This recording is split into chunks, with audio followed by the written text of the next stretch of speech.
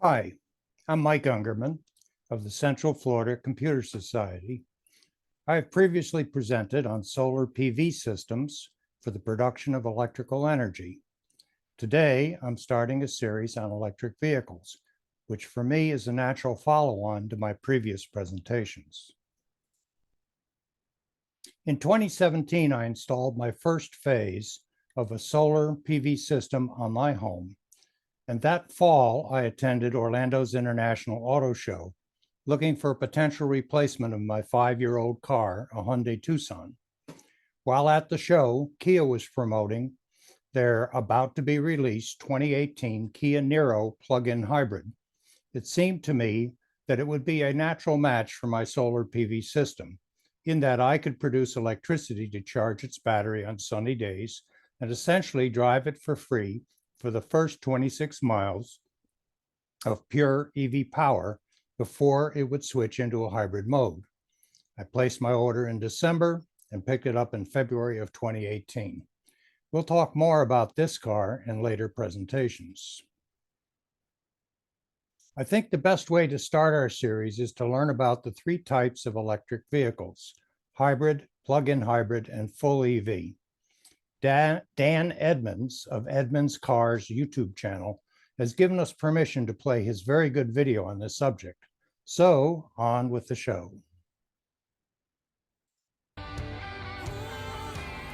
As new technologies continually emerge, car makers sometimes struggle to explain their newest products. Lately, it has become apparent that some consumers are confused about the difference between hybrids, plug-in hybrids, and electric vehicles. Surveys have shown that some consumers think that they all require a certain amount of gasoline, while others worry that the move towards 100% electrification means the end of the gasoline engine and the freedom of movement that comes with it. On top of that, car makers don't always market them consistently, which only adds to the confusion. So I'm going to try to untangle all of that for you. We'll start with the basics and build up from there.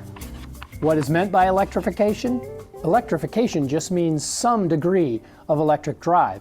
Of course, that includes electric vehicles which have no gasoline engine, but it also means part-time EVs such as plug-in hybrids and regular gasoline hybrids that you can't plug in. Charge points aren't as common as gas stations, so range is important. But it's not the big number that catches your eye on the window sticker. We're familiar with MPG and what it means to a gasoline vehicle, but the window stickers of electric cars and plug-in hybrids has something called MPGE. But MPGE isn't what you think it is. It's an attempt by engineers to equate the fuel efficiency in terms we can all understand, but I think it also gives some people the false impression that electric cars somehow use gasoline. A terrible cost yardstick because the prices of gasoline and electricity are not related in this way. Ignore it. It's best to focus on kilowatt hours because that's what you're buying. The rating is right there on the window sticker, kilowatt hours per 100 miles. That's the efficiency number you should be looking at when you shop for an electric vehicle. So, what's a kilowatt hour? It's a quantity of electricity. But to understand a kilowatt hour, you first have to understand a kilowatt. And guess what? You already do. Let's have a look at this light bulb.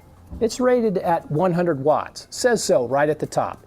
That's its brightness. Its power output if I were to turn it on.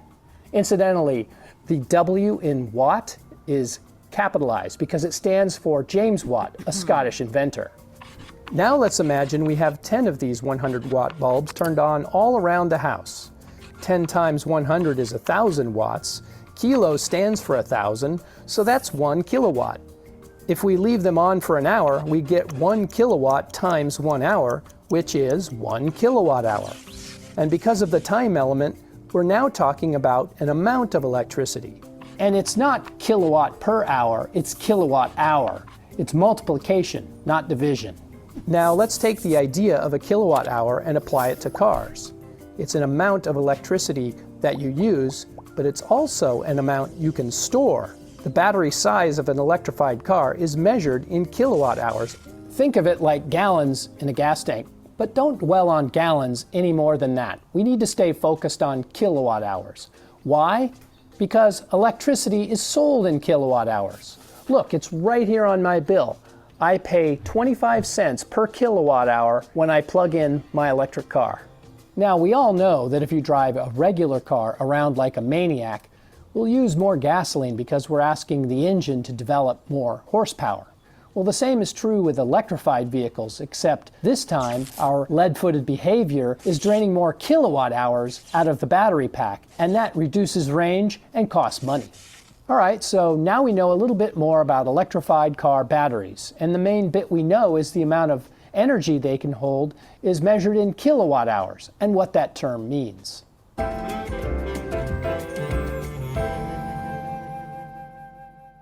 So now we can talk about the three main types of electrified vehicles: hybrids, plug-in hybrids, and electric vehicles.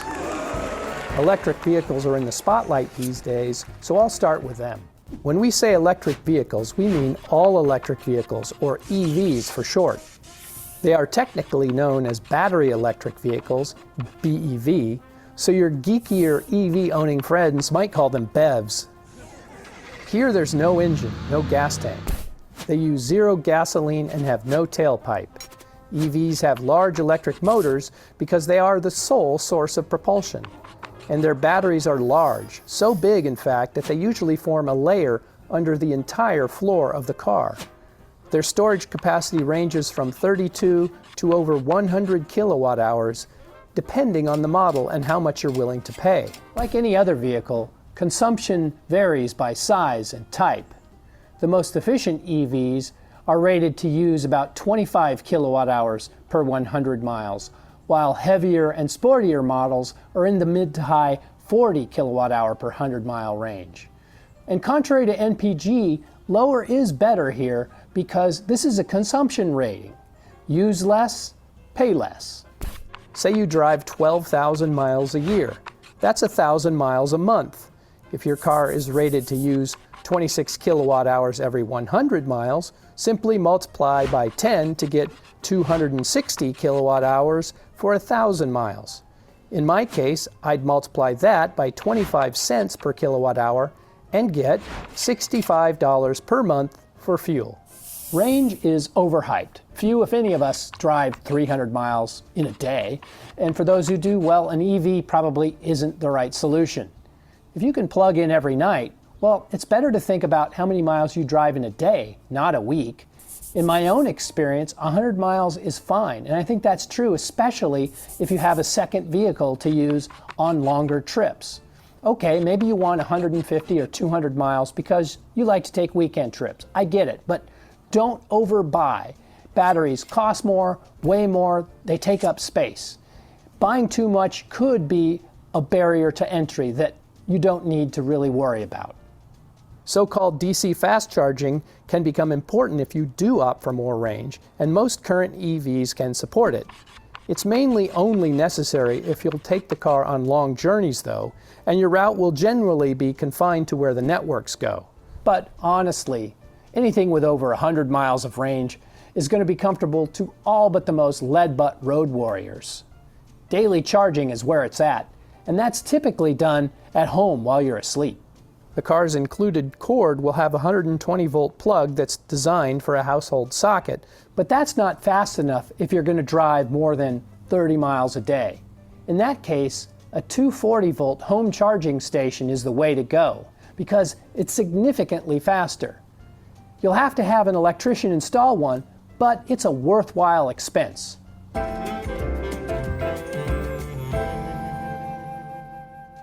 EVs are best for people who are homeowners, the household has more than one car, and they have consistent access to a 240-volt home charger if you drive more than 30 miles per day.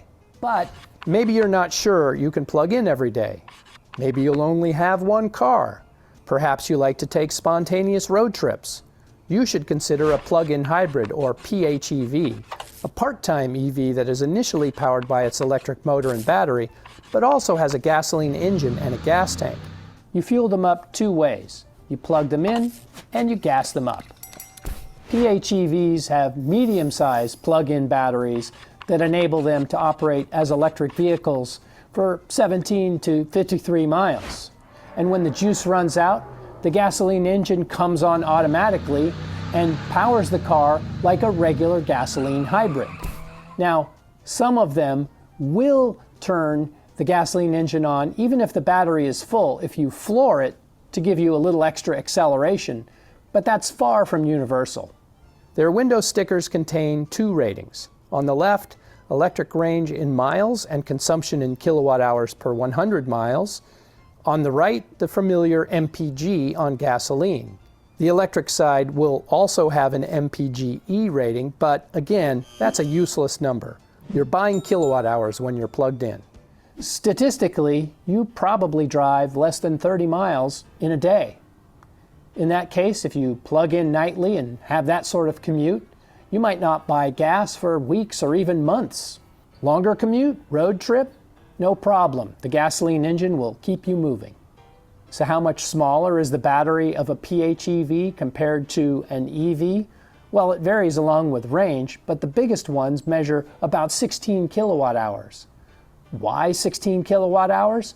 That's what it takes to qualify for the maximum amount of the $7,500 federal tax credit. PHEVs with smaller batteries qualify for less. Examples with 16 kilowatt hour batteries include the Honda Clarity PHEV, good for 48 miles, the Chrysler Pacifica hybrid minivan, which is in fact a plug-in hybrid that is confusingly marketed, is good for 32 miles because it's bigger and heavier. PHEVs with batteries smaller than 16 kilowatt hours include the plug-in Prius called the Prius Prime, a made-up marketing term, but I guess you could say that you're priming the battery by charging it. There's also the Subaru Crosstrek hybrid, which is another example of a badly termed plug-in hybrid. PHEVs are best for people who are homeowners with one car, have consistent access to a charger at home or work, but not necessarily 240 volts, want an EV but don't want to be limited by range concerns. Hybrids have been around the longest. They're known as hybrid electric vehicles, or HEVs for short, and right there, the electric part is what gets some people confused. Basically, any true hybrid is 100% gasoline fueled, and by that I mean you can't plug them in. Their window stickers have regular MPG on them. Yes, sometimes they're driven by electricity, but other times they're driven by gasoline, and oftentimes it's both. So they have a gasoline engine, an electric motor, a clever transmission that can combine the two, and a battery. Where does the electricity for that battery come from, you might ask? From braking mainly, and to a lesser extent by siphoning off a little excess power from the engine while it's driving the car. Hybrids are electricity scavengers. The braking bit is called regenerative braking, and that's a key feature that all three types of electrified cars share. Basically, the electric motor becomes a generator by working in reverse, so to speak, when you press on the brake. The generated power is transferred to a dedicated battery, but that battery doesn't need to be big because it only has to hold the electricity that comes from a few city stops. So a typical Prius battery is only 1 kilowatt hour big, maybe less. A Prius can achieve over 50 miles per gallon in the city because the kinetic energy that is normally wasted as heat in the brakes is recovered, saved in the battery, and then used to get the car moving again and delay the ignition of the gasoline engine every time you leave a stoplight. Now, some hybrids choose to use their stored energy for performance instead of outright fuel economy. The Acura NSX comes to mind. Even Formula One race cars and Le Mans prototypes. Such cars are still hybrids, and they still count as electrified vehicles. But, and this is important, true hybrids have no rating for electric range. If they did, it would be measured in yards, not miles. Don't let them run out of gasoline, in other words. In this respect, they're just like any other normal vehicle. HEVs are best for people who live in apartments, want high gas mileage or a low carbon footprint, but don't have consistent access to a charger or don't want the hassle. So there you have it. Electrification doesn't mean the end of gasoline engines. It simply means a wider range of choices. At the one extreme, we have EVs, which are 100% electric. But at the other, we have pure gasoline-fueled hybrids that recycle normally wasted energy to reduce their use of gasoline, or in some cases, to go faster. In the middle, we have plug-in hybrids, which act as EVs around town, but can use gasoline for longer trips. Among these three choices, there's an electrified vehicle for everyone. Thanks for watching, and if you have any questions or comments, please leave them below. So I want to thank Dan Edmonds for his excellent video. It's touched on more than just the three types of EVs, including a lot of the basics for the technology behind how they function and what to look for when researching an EV. Many factors will go into decision on whether to obtain an EV, some of them shown here. In future episodes, we'll investigate these factors and the technology behind them.